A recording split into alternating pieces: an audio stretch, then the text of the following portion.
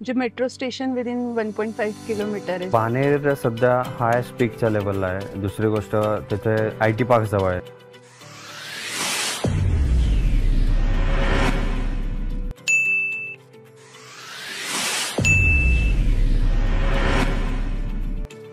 कुमुद सतीश सोनवणे. माझे नाव कावेरी कुमुद सोनवणे. ॲस्ट्राला घर घेण्याचा पॉईंट ऑफ व्ह्यू असा होता की चेकबॉक्स होतं की आपल्याला लोकेशन कसं हवं आहे, सोसायटीचा एरिया कसा हवा आहे, फ्लॅटचा कार्पेट एरिया कसा हवा आहे, मुलांना खेळण्यासाठी खालती ओपन स्पेस किती आहे, हे 2-3 क्रायटेरियाज होते. ज्यात रेझिडेन्सी ॲस्ट्रा हा फिट बसला.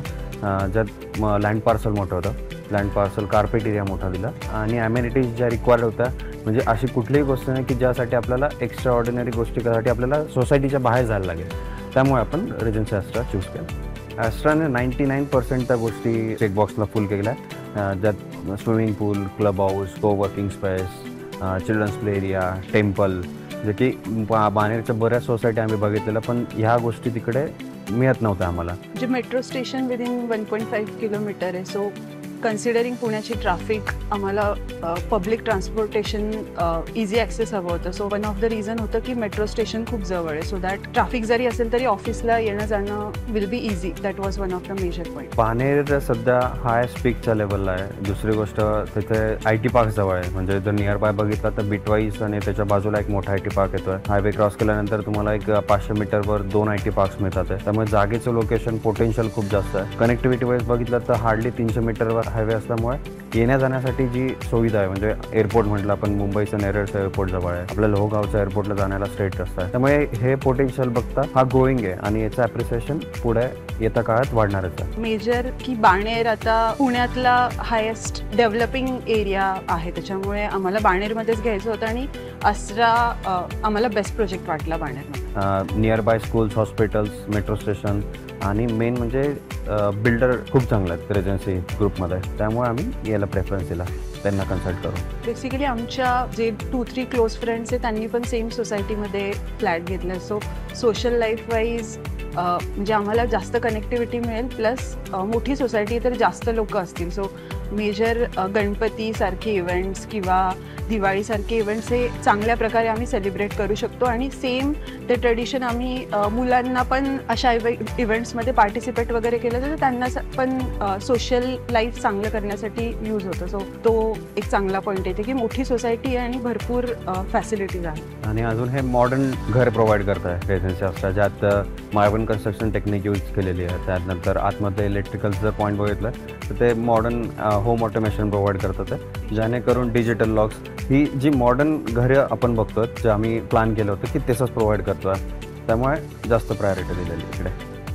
आमची आता 2 म्हणजे 1.5 वर्षाची मुलगी आहे. सो जेव्हा आम्ही मूव्ह होऊ ती 2-2.25 वर्षाची असेल. सो बेसिकली स्कूल खूप चांगले जवळ आहे, प्री नर्सरी किंवा बाकी सगळे स्कूल जवळच्या लोकॅलिटीमध्ये आहे.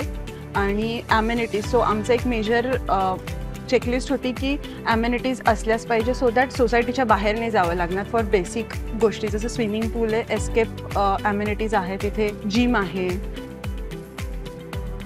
ती बेसिक चेकलिस्ट होती आमची. आणि मी स्वतः सिव्हिल इंजिनियर असल्यामुळे मला क्वालिटी ऑफ कन्स्ट्रक्शन बेटर कळतं. म्हणजे तर त्या क्रायटेरियामध्ये रेझिडेन्सी ॲस्ट्राची quality of construction, timely possession ह्या गोष्टी मला माहिती होत्या.